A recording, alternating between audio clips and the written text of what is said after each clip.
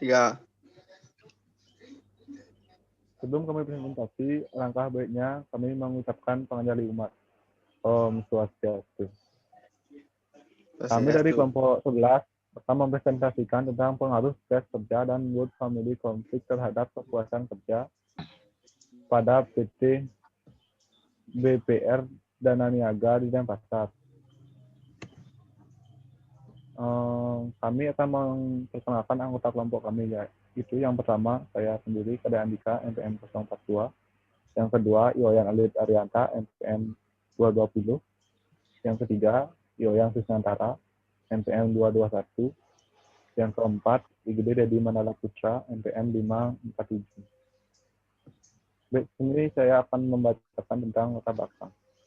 Latar belakang sumber daya manusia merupakan sebuah aset penting bagi perusahaan. Tidak dapat dipungkiri bahwa untuk mengembangkan dan mencapai tujuannya, perusahaan membutuhkan karyawan sebagai instrumen untuk menjelaskan segala kegiatan dalam perusahaan. Sumber daya manusia atau manpower, tidak SDM, merupakan makhluk sosial yang menjadi kawasan utama bagi setiap perusahaan, di mana mereka menjadi perencana, pelaksana, dan pengendali yang selalu berperan aktif dalam mewujudkan tujuan perusahaan.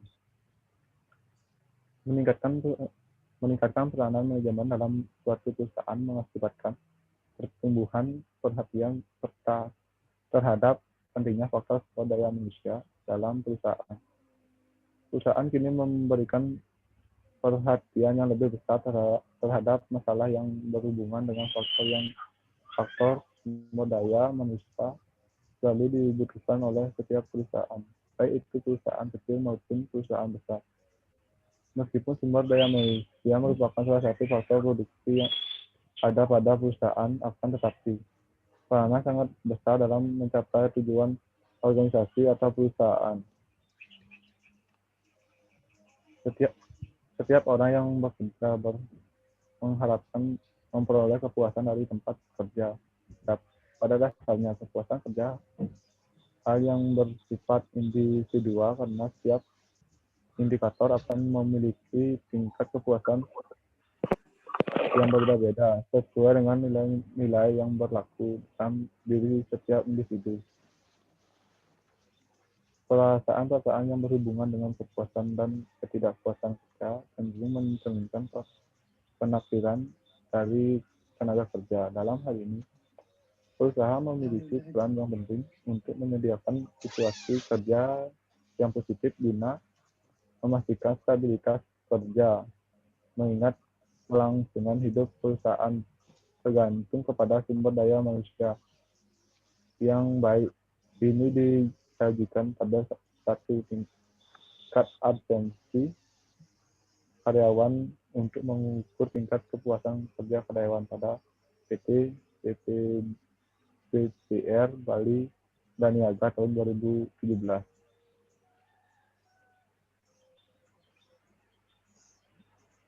Baik, berdasarkan tabel 1 dapat dijelaskan bahwa tingkat absensi karyawan pada PT BPD Bali Dana Niaga di Denpasar dari bulan Januari sampai bulan Desember 2017 berfluktuasi setiap bulan dapat rata-rata tingkat absensi sebesar 2,22%. Rata-rata tingkat absensi masih dianggap baik walaupun baik yaitu sebesar 0-3%, sedangkan tingkat absensi yang mencapai 3-10% sudah menunjukkan gejala-gejala yang sangat buruk terhadap kepuasan kerja karyawan. Namun demikian, berdasarkan hal observasi, itu ditemukan beberapa masalah berkaitan dengan kepuasan kerja karyawan, yaitu sebagai berikut. Yang pertama yaitu kurangnya kesetiaan karyawan terhadap perusahaan. Yang kedua, masih sering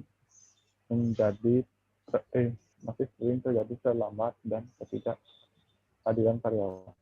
Yang ketiga, karyawan masih sering melakukan kesalahan dalam pekerjaan. Dan yang keempat, Bonus yang diberikan perusahaan terkadang tidak sesuai dengan harapan karyawan.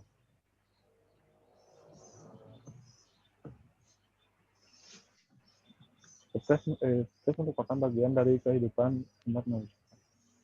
Semua orang dipastikan pernah mengalami stres, walaupun volume, intensitas, atau tingkat keseringan beda-beda.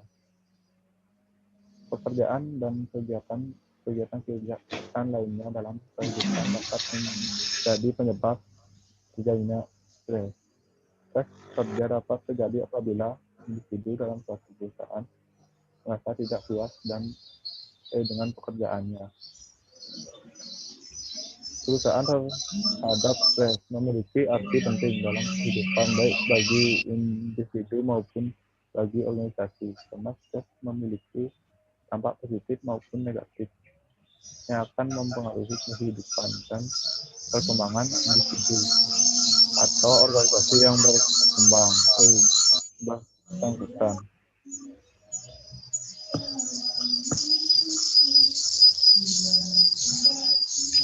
Permasalahan mengenai stres kerja yang dialami oleh karyawan seperti BPR Bali dan Aniaga ini sangat beragam, di mana stres bersumber dari kondisi kerja yang mereka alami di perusahaan yang dialami, yaitu sebagai berikut.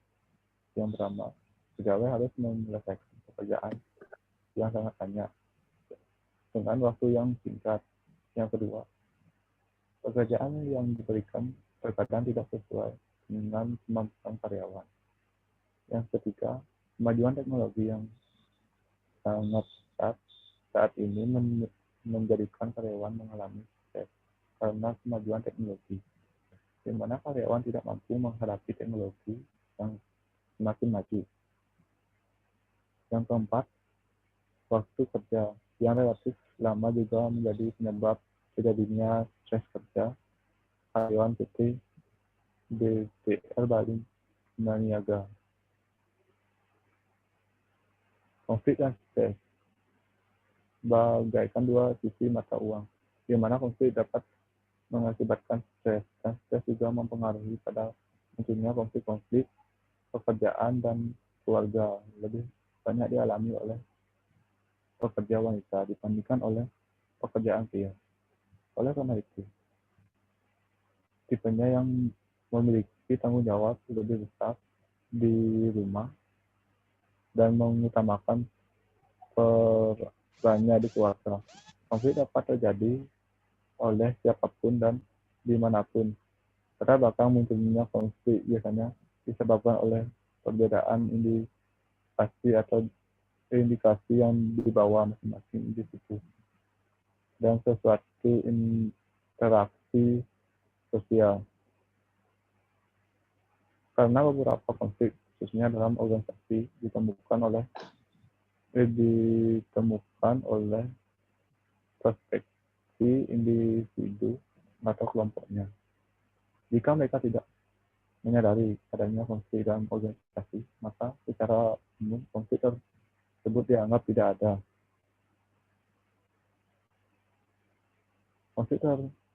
Konflik pekerjaan dan keluarga memiliki dampak yang buruk terhadap kepuasan kerja karyawan.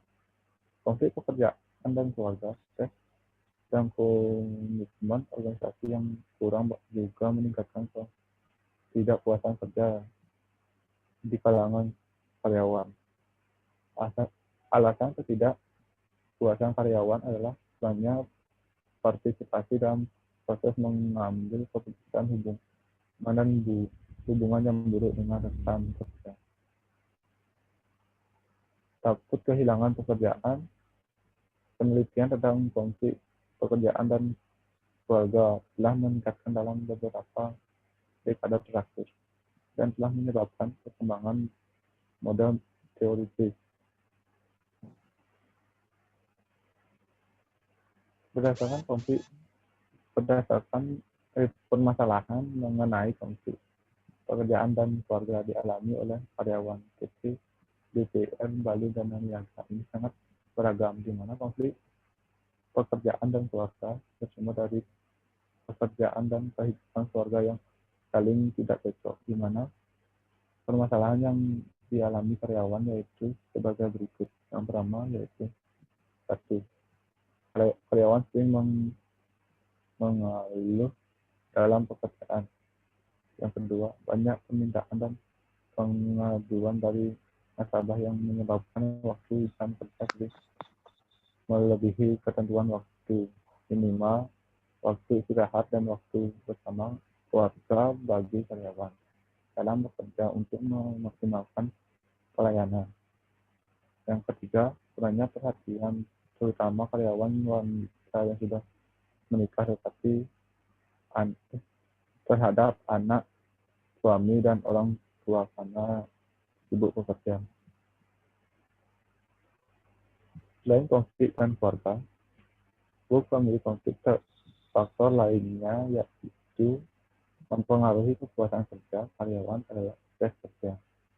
Setiap negatif yang disebabkan oleh work family konflik terhadap dominan pekerjaan, contohnya seperti tidak masuk kerja dan sikap negatif lainnya. Baik, presentasi akan dilanjutkan oleh teman saya.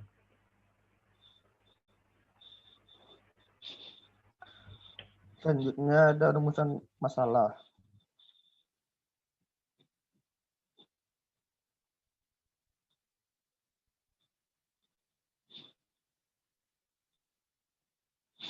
Yang pertama, bagaimana pengaruh stres kerja terhadap kepuasan kerja karyawan pada PT BPR Bali Dana Niaga di Denpasar. Yang kedua, bagaimana pengaruh work family konflik terhadap kepuasan kerja karyawan pada PT BPR Bali Dana Niaga di Denpasar. Yang ketiga, pengaruh stres kerja dan work family konflik terhadap kepuasan kerja karyawan pada PT BPR Bali Dana Niaga di Denpasar.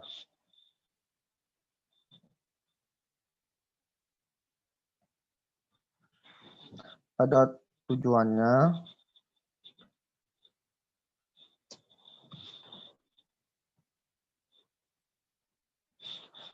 Yang pertama, tujuan penelitian.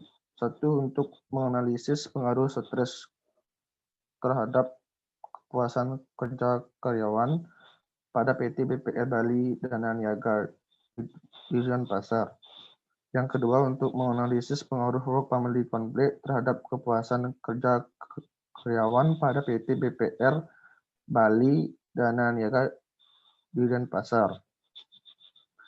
Yang ketiga, untuk menganalisis pengaruh stres kerja dan work family konflik terhadap kepuasan kerja karyawan pada PT BPR Bali Dana Niaga. Yang kedua, kegunaan penelitian. Ada manfaat teoritis. Semoga penelitian ini dapat memberikan ilmu pengetahuan mengenai bidang sumber daya manusia, khususnya pengetahuan mengenai pengaruh stres kerja dan work family konflik terhadap kepuasan kerja karyawan. Ada manfaat praktis. Yang pertama itu bagi mahasiswa.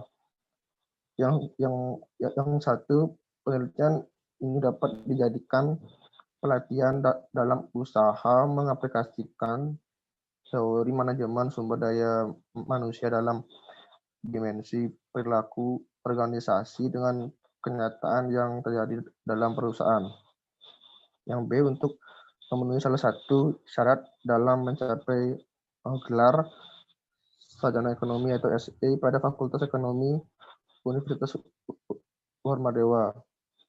Bagi perusahaan, hasil penelitian diharapkan dapat memberi manfaat bagi perusahaan, terutama dalam stres kerja dan work family konflik terhadap kepuasan kerja karyawan pada PT BPR Bali Dana Niaga di Denpasar. Yang ketiga, bagi lembaga pendidikan universitas atau fakultas. Hasil penelitian ini diharapkan dapat memberi manfaat dan sumbangan pikiran yang nantinya berguna bagi alma mater, serta sebagai bahan tambahan referensi bacaan di perpustakaan fakultas atau universitas bagi penelitian sejenis. Next.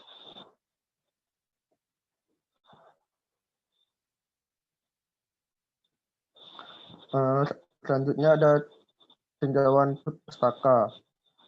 Landasan teori yang pertama itu manajemen sumber daya manusia. Pengertian manajemen. Manajemen adalah ilmu dan seni mengatur proses pemanfaatan sumber daya manusia dan sumber-sumber lainnya secara efektif dan efisien untuk mencapai suatu tujuan tertentu.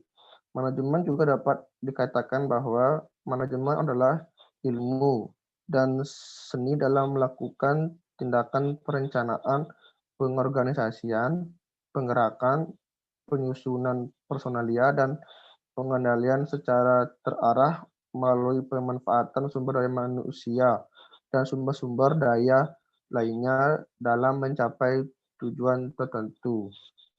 Yang B, pengertian sumber daya manusia. Sumber daya manusia atau SDM merupakan kemampuan yang dimiliki setiap manusia. SDM juga dapat dikatakan bahwa sumber daya manusia adalah kemampuan pengetahuan serta pengalaman yang dimiliki serta siap, mampu, dan siaga untuk bekerja dalam mencapai tujuan organisasi. Yang ketiga, pengertian manajemen sumber daya manusia. Manajemen sumber daya manusia adalah rangkaian aktivitas organisasi yang diarahkan untuk menarik, mengembangkan, dan mempertahankan tenaga kerja yang efektif. Manajemen sumber daya manusia juga dikatakan bahwa suatu proses mengatur hubungan dan peran tenaga kerja dalam mengembangkan, menerapkan, dan menilai aktivitas dalam suatu organisasi dalam mencapai tujuan organisasi atau perusahaan. Yang kedua, fungsi manajemen sumber daya manusia. Yang pertama itu ada perencanaan atau planning. Perencanaan sumber daya manusia adalah pemilihan tujuan organisasi dan penentuan strategi, kebijakan proyek, program, produser, metode, sistem, anggaran, dan standar yang dibutuhkan untuk mencapai tujuan. Yang kedua, pengorganisasian atau organizing. Pengorganisasian ini meliputi penentuan sumber daya manusia dan kegiatan yang dibutuhkan untuk mencapai tujuan organisasi dan perencanaan dan pengembangan suatu organisasi kerja yang akan membawa hal tersebut ke arah tujuan, penugasan, tanggung jawab, dan pendelegasian wewenang. Yang ketiga, penyusunan personalia atau staffing. Penyusunan personalia adalah penarikan latihan dan pengembangan serta penempatan dan pemberian orientasi pada karyawan dalam lingkungan kerja yang menguntungkan dan produktif. Yang keempat, pengarahan atau leading. Pengarahan adalah bagaimana membuat para karyawan melakukan apa yang diinginkan dan harus mereka lakukan. Yang kelima, pengawasan atau controlling. Pengawasan adalah penentuan dan penerapan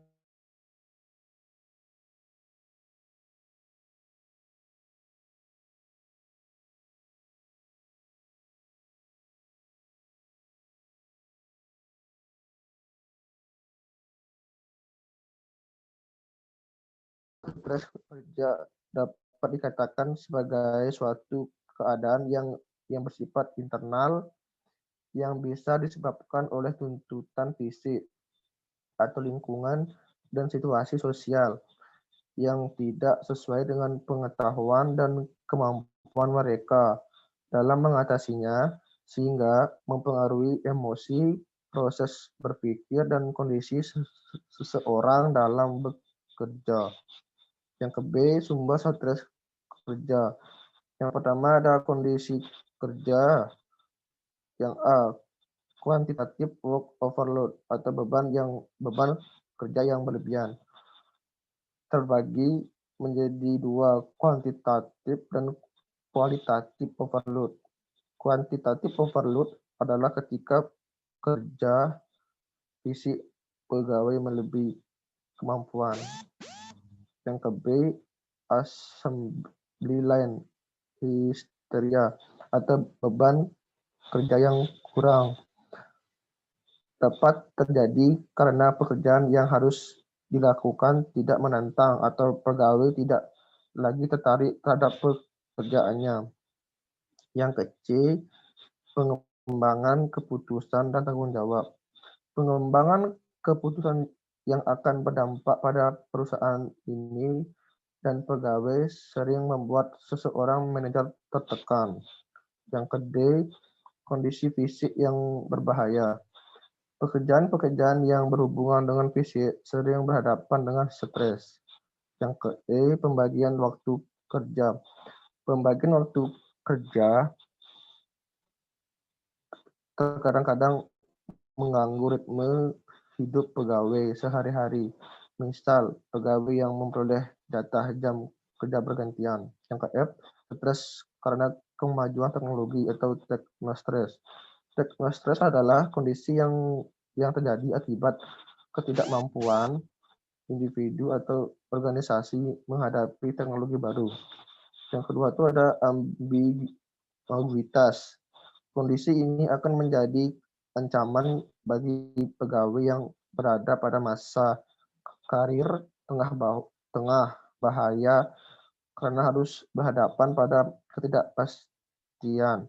Akibatnya dapat menurunkan kinerja, meningkatkan ketegangan dan keinginan keluar dari pekerjaan.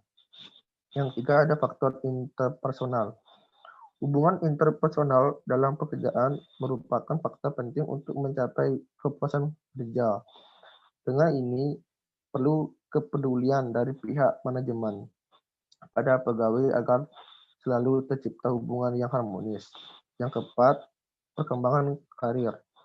Pegawai biasanya mempunyai berbagai harapan dalam kehidupan karir kerjanya yang ditunjukkan pada pencapaian prestasi dan pemenuhan kebutuhan untuk mengaktualisasikan diri. Yang kelima, struktur organisasi. Struktur organisasi berpotensi menimbulkan stres apabila diperlakukan secara kaku, tidak melibatkan pegawai dalam proses pengambilan keputusan. Yang keenam, ada hubungan antar pekerja dan rumah. Rumah adalah sebuah tempat yang nyaman yang memungkinkan membangun dan mengumpulkan semangat dari dalam diri individu untuk memenuhi kebutuhan luar. Yang kecil itu ada jenis-jenis stres kerja. Jenis stres kerja dapat dikategorikan menjadi dua, yaitu eustress dan distress. Eustress yaitu hasil dan respon terhadap stres yang bersifat sehat dan positif. Distress yaitu hasil dari respon terhadap stres yang bersifat tidak sehat dan negatif. Yang kedua, gejala stres di tempat kerja. Satu, ada kepuasan kerja rendah. Yang kedua, kinerja yang menurun. Yang ketiga, semangat dan energi menjadi hilang. Yang ke indikator stres kerja. Satu, tuntutan tugas, tuntutan peran, tuntutan antar pribadi, ada struktur organisasi.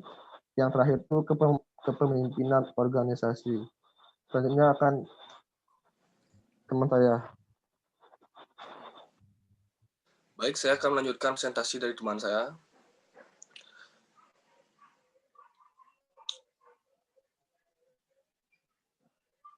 yaitu yang pertama,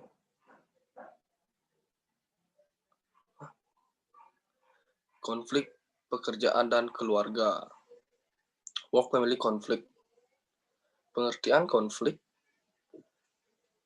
Konflik merupakan sebuah persepsi yang berbeda dalam melihat suatu situasi dan kondisi yang selanjutnya teraplikasi dalam bentuk aksi.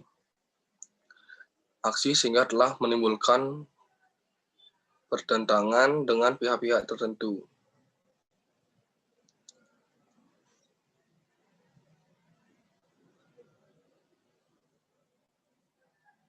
Baik, saya lanjutkan. Konflik adalah sebagai interaksi orang-orang yang saling bergantungan, serta merasakan tujuan dan interferensi tidak sesuai antara satu dengan yang lainnya.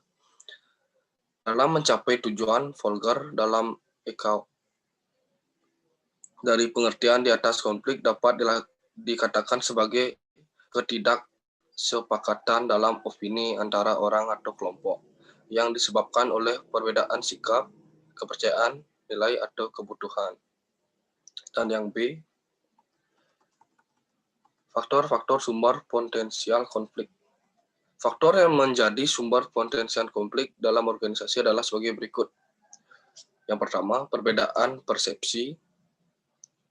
Yang bisa diartikan, perbedaan persepsi menghasilkan perbedaan pendapat dan juga penilaian orang dalam memberi makna terhadap suatu simulasi yang sama. Dan yang kedua, keterbatasan sumber daya. Pada organisasi yang memiliki keterbatasan sumber daya, individu serta kelompok, maka akan banyak pula kepentingan terhadap sumber daya tersebut.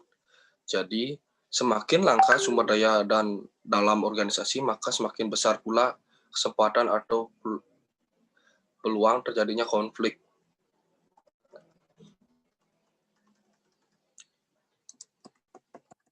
Dan yang ketiga, departementalisasi dan spesialisasi potensi konflik dapat meningkat secara substansial ketika antar departemen dalam organisasi memiliki tujuan yang berbeda atau tidak selaras. Sedangkan dalam persepsialisasi, jika sebagai besar karyawan adalah dalam sebuah organisasi adalah spesialis. Hal itu dapat menyebabkan konflik karena mereka memiliki tanggung jawab pekerjaan masing-masing. Yang keempat, interdependensi.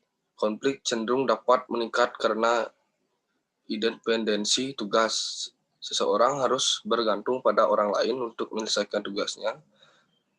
Dan kemudian tugas tersebut tidak beres, maka mereka cenderung untuk menyalahkan rekan kerjanya. Dan yang kelima, hubungan kewenangan.